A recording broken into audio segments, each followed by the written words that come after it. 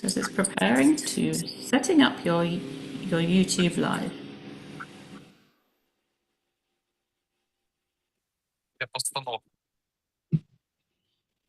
Hello, Artur. How are you doing?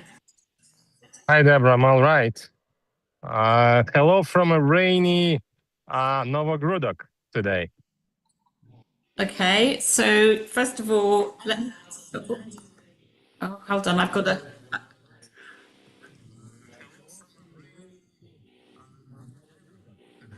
So okay, well, this is our first live, and actually, I've got a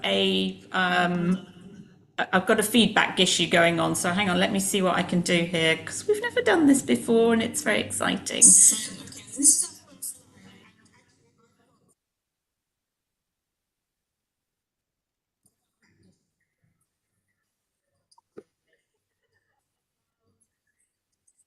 Okay, hold on. Okay, I'm going to close that. Okay, Artur, right. I think we're okay. We're just going to carry on. So first of all, let's just introduce Deborah Brunner from the Together Plan headquarters in the UK, and you are. I'm Artur from Minsk, Belarus. I'm from Together Plan of Belarus and a Jewish Religious Union of Belarus here in Novogrudok today. Okay, and where is Novogrudok? Novogrudok is in Belarus. It's 100 plus miles from Minsk. And it's a very significant Jewish heritage city. Tell us why. Well, just to give you a very quick and very obvious example is the Belsky Brothers partisan camp came from Novogrudok. So anybody who's watched the film Defiance will know about the Bielski brothers, and if you haven't watched Defiance, then I highly recommend it. But they were very brave Jewish citizens of the town before the invasion of Germany into the Soviet Union. Novogrudok used to be part of Poland and then became part of Soviet Belarus.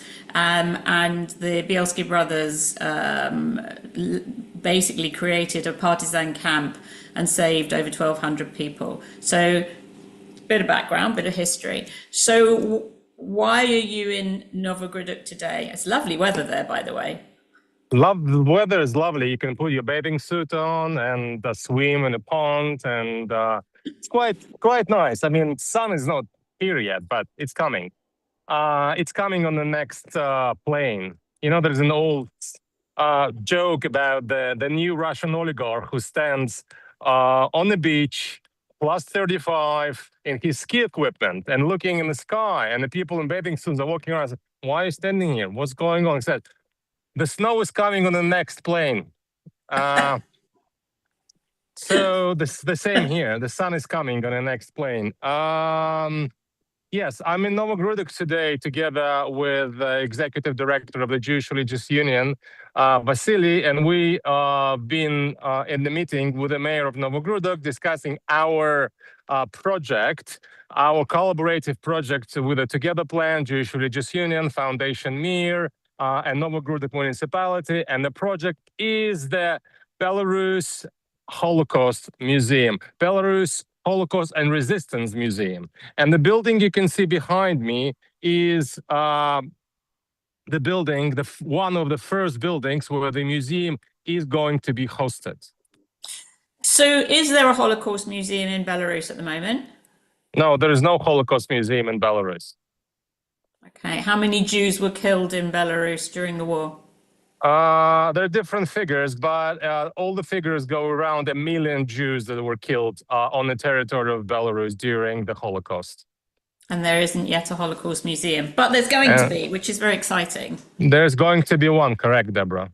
Okay, so tell us first of all, where is this building? So you're going to. I want to ask, what is this building and what's it going to be? But also, you mentioned the Museum of Jewish Resistance. There is already a Museum of Jewish Resistance. Let me give you a better view, and let me give you an overview where we stand. I will try to put the different camera on, and I can show you. Just give me a second. I can show you where. So here we have. This is the building, by the way. You can see. This is the building. So that's the It's building that's going to become that's going to become the museum, right? That's the building that's going to become the museum. Okay. There is a whole complex of buildings here. The building you can see further away from here is the building of the guards building, as they called. So the soldiers that were guarding the camp, the ghetto camp in Novogrudok. So the whole territory here is the territory of a former ghetto. I'm gonna walk a little bit now. So this was the courthouse, wasn't it? That big white building. Yes, this is the courthouse, correct. And that building was used as part of the ghetto, wasn't it? Is that right? Yes. They had Jewish slave laborers working in there. Correct, absolutely, yes. Okay. I'm just gonna walk a little bit here just to show you, give you a glance of the territory. It's windy. Hold on. So where we're walking now is the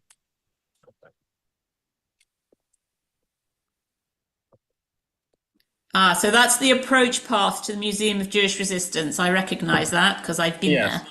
Absolutely. Yeah. This is a path, and this is where the current Museum of Jewish Resistance is located. This is the barracks. This is where the prisoners of the ghetto in Novogrudok were living. And so this is that building. I'm sure people recognize this barracks and this building. So this is where the Jews were living, if you can call it living, squeezed into bunks and wooden bunks. Yes. Yeah. And this is where they started the tunnel dig from, because there was the longest tunnel, 200 meters or so, I think, dug in the Second World War that Jews escaped through. Yes, and this is where the tunnel takes its path, yes. Path. So you can see here, and it went all the way there, further away. And this is the monument to Mikhail Sosnovsky. Yeah, which I was at the unveiling of, which is an amazing monument to all the children who were killed in I think it's 1.5 million children who were killed in the Holocaust in total. Yes. And you can see the whole territory is quite big. It's a large piece of land. And basically this is where the museum is going to be located. We're hoping it's not going to be just one building or two buildings. It's going to be a complex. The complex that will allow us to tell a full story of the Holocaust in Belarus, which is Holocaust quite unique. And while I'm walking, Deborah can tell our viewers why the Holocaust in Belarus is unique. It's very unique in so many ways, and it's very untalked of. What happened in Belarus was very much very different to what happened in Western Europe. It was a Holocaust by bullets, and but there were resistance fighters. There was a lot of resistance, which needs to be talked about. I mean, as you can see, there's one tiny little, with the barracks that we've just seen, one tiny little museum that no one really knows about. Very few people, to an incredible resistance story. So now there's going to be more talked about with this new museum concept, which is now coming to light. I personally was in Belarus in the summer, and we attended a symposium to discuss the whole concept of this museum, which took place on July the 25th, a few days before we opened our memorial in Brest. Sorry, Deborah. Because it's raining here. Yes. I have a little quiz for our viewers, and whoever responds first and guesses the first who this monument is erected to and who is actually on the monument, I will give a present, a book. I will post a book. So I'm going to show you here closer. Okay, quiz Who, time. who is the person? That Okay. is, you can see on this bust and the monument. Okay, See, who are they going? Who do people send their guesses to? Is this going to the, be me, they, you, they send it either on our Facebook or comment or on our YouTube, or or YouTube. contact at thetogetherplan.com. Send in your Yes, guesses. we give you 3 days. The quiz is for 3 That's days. not very long. That's not very long. You have to act quick. Okay, all right, 3 days, Anyway, people. There's a prize in it. what we're gonna do is now we're gonna walk inside of the building where the museum is going to be.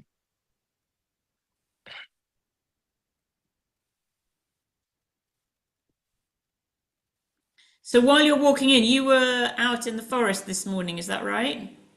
Yes, we were out in the forest. I'll ask for help to open the door. Vasily, thank you very much. We're gonna walk Big in. thing in the way. It's a big, yeah, it's a motor, yeah, a bit, yeah. Okay, so we're walking in. I'm gonna show you around. So this is it's basically the premises of a former. It was part of the college. It was a part of the technical college. So you can see different types of the sort of explanations of the machines, of a different types of. It's got already new windows. So the municipality has already started to renovate the building. Got the new windows. I'm gonna just walk you through a little bit around this old building. It got several floors. It has got a basement, and the basement actually here was a prison. It was a prison for people from the ghetto. So you can see it's got quite big premises here. Again, all the new windows on the first floor. There's different rooms. Different rooms. It's got a second floor, which we're gonna go up now.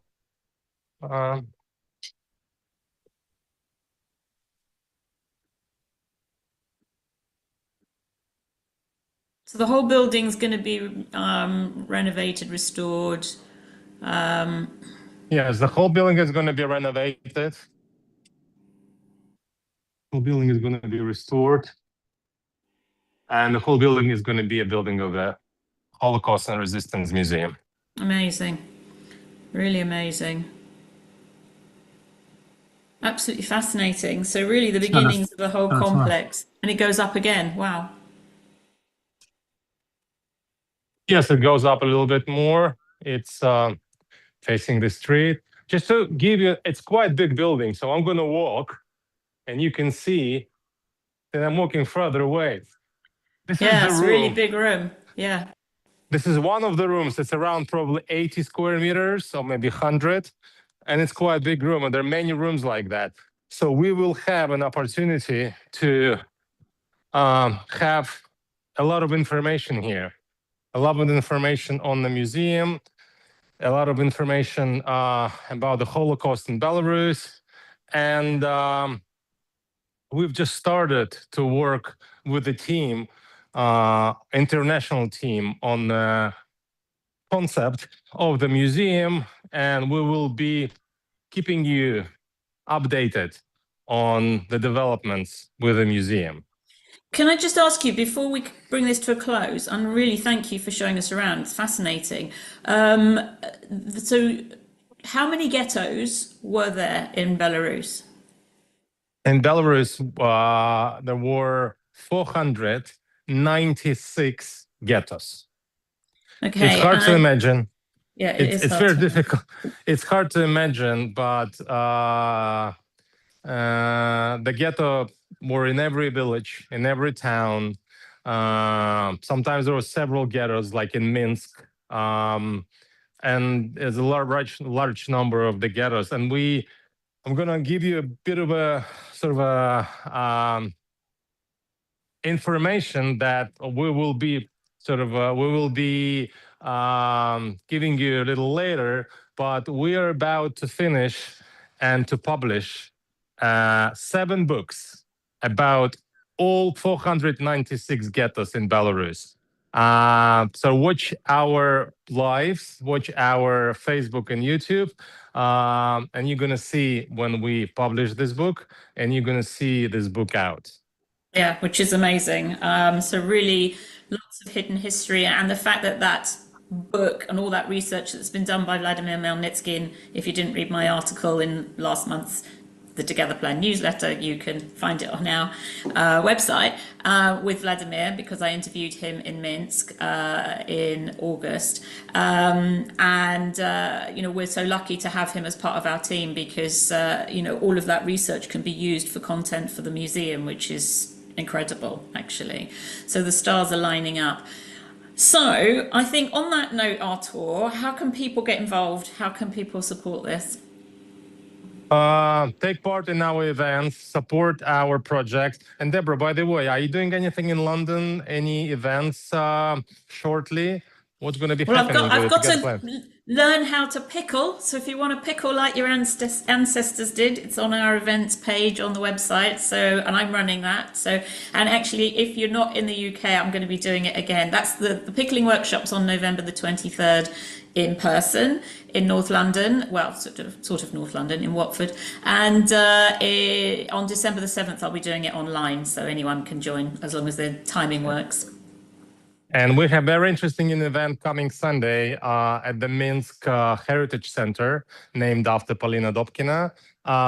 It's 2 years since we've opened the Jewish Heritage Center. And we had over 200 events for 2 years. We've been holding weddings, celebrating Jewish holidays. We had over 10,000 people walk through the door of the center for 2 years. It's amazing. People are interested. People are very much into the Jewish heritage. The community loves it. And this coming Sunday, we're going to have an event in commemorating the Minsk ghetto, because on the 21st of October, there was a final pogrom in the ghetto, and the Minsk ghetto was eliminated. So join us wherever you are in the world. We're going to go live during the event and watch our YouTube and Facebook. Yeah, and I just want to say, just before we say goodbye, I think it's really important to point out that the revival of Jewish life in Belarus is really the work that we're doing is so super significant, because people after the Holocaust in the Soviet Union couldn't practice religion, any religion, and so if you think that the end of the Soviet Union really only happened in 89, 90. It's still very early days for people to come back to what they lost, and history and heritage is at the core of what we do, and why our Heritage Centre is so important in Minsk and the work that we're doing. So I'm going to let you go, because I know you've got to run across back to wherever you need to get into dry land and a nice hot cup of coffee. So yeah, everybody look forward to our next live. We're hopefully going to be doing this every week. So goodbye and well done. We will. Goodbye. Thank you. Bye.